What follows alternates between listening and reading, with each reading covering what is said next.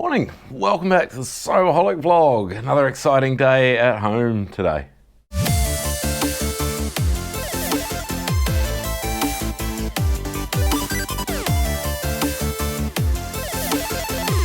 I don't have anything much exciting planned for today, but it's going to be a good day at home because I've been avoiding stuff for weeks now because I've been busy drinking and destroying myself and carrying on.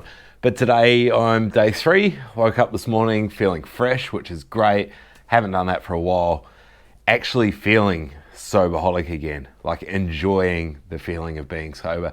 Had a bit of trouble getting to sleep last night, but I did something that I always advise other people to do, but I never do myself.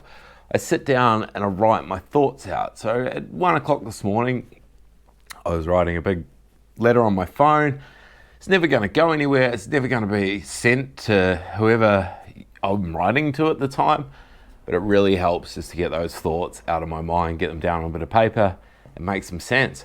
So we're going to crack into some housework. Now, normally I wouldn't take you long on this, but I want to show you something it's like a real pain and it keeps happening in my life. So I have a 4-bedroom house, which with it comes a great mortgage. So sometimes when people need a place to stay, I let them stay here for a bit and have a home, which is good because it helps me out with the bills a little bit, helps them out, gives them a place to chill, and it's been working quite well. Unfortunately, the last dude that stayed here just moved out. Didn't tell me anything. I just came home and I was like, well, I haven't seen him for a few weeks, wonder where he is. And he's gone. You can't really see on the camera, but this room is just a mess. There's a bed in here. So, well, that's not too bad. You know, I can sell the bed or use it or make it a spare room or whatever. That's not such a bad thing. Bit of a vacuum, not a problem. And then this happened again last night. So this dude never paid rent last week. And I'm like, you know, he works a lot. He's probably just at work. I'll see him in another week and he'll just catch up then. And I came and I just walked up here and I opened the door and I was like, oh, he hasn't moved out yet, so he'll be coming back. Then last night, it's been about a week and a half now, nearly 2 weeks since I've seen him. I searched for him on Facebook, sent him a message, just make sure he was okay. And he's obviously got me blocked on Facebook. And I was like, oh, something weird going on here. So I've come in here to have a proper look in the room. Wardrobe's empty, no clothes. Drawers are empty, no clothes. There's all this furniture, a filthy bed, washing, like drawers just full of rubbish that this clown's left here. So, and then there's the floor, of course. So yeah, here I am again. I've now got 2 empty rooms that I need to clean up after someone else's junk who, without saying a word, has just quietly moved out and left me in the crap, owing money and bills unpaid. So yeah, just an awesome day. But anyway, that's my housework that I'm going to crack on for today. Just to make up for me doing housework today, I know a couple of days ago when I went to the factory, I said I had something else I was going to chuck in a part 2 the next day. Well, I ended up going skating the next day. So you've seen that, but you haven't seen part 2 of the part 1. So now I'm going to chuck part 2 and this one. I went out to the Morrisette Mental Hospital. It's a pretty cool place out there, so check that out now. Spooky adventure place number 2 for today. This place is pretty trippy, so you're just walking out in the bush in the middle of nowhere. You just come over to this overgrown fence. It goes the whole perimeter around the place, and then come inside. There's all these creepy ass fallen down derelict buildings. Just everything's trashed. I climb down off this wall because bits are falling off it. Then we'll go and check some more of it out. Just come into this block of rooms. Like there's about a dozen rooms. So I'm guessing this was where you'd be locked up if you were criminally insane. I'm just trying to imagine what it would have been like being in here and being criminally insane and locked in this tiny space, and it's like just a shower and toilet down there and then a bunch of these other rooms. You just imagine all these people like screaming and carrying on and you being locked in that little box. Ugh. So I'm not entirely sure, but I'm guessing this is like for the less insane people. There's this like actually nice architectural features. There's like a courtyard garden out here.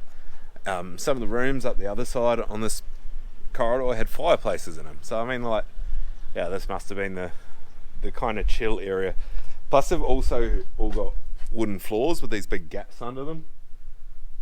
You kind of imagine like if you had someone that was criminally insane, maximum security, probably wouldn't give them a wooden floor.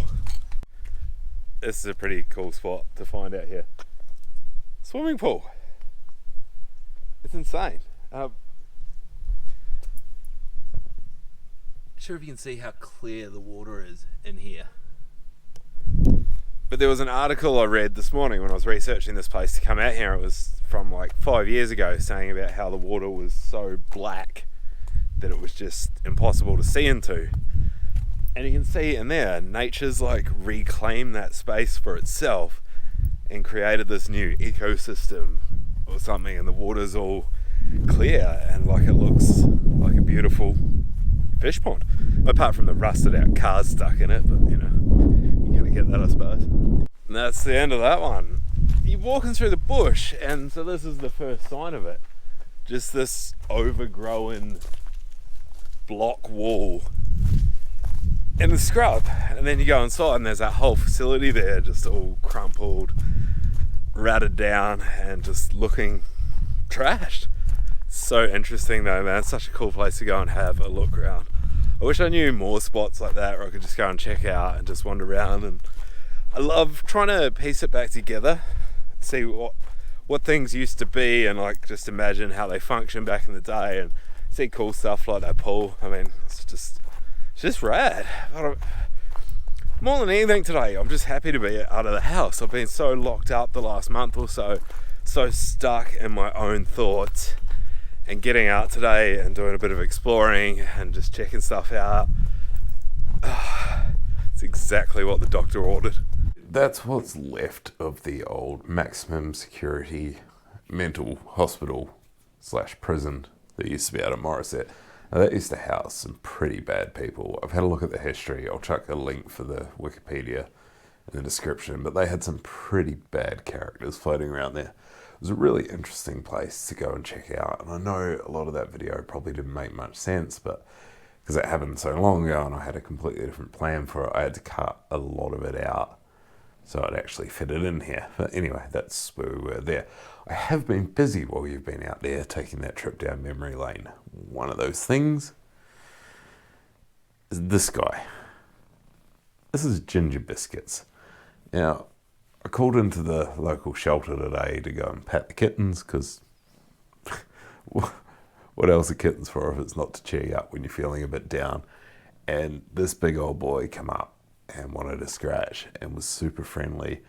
It turns out he's 11 years old, so he was found lost or abandoned or whatever, covered in sunburn. The poor thing was all sunburnt up on his ears, had 5 or 6 different big cuts on him, covered in mud, malnourished. He'd been living rough for a while, and they've had him at the shelter for a month, fixing him up and getting him all healthy again. And now he's looking for his forever home.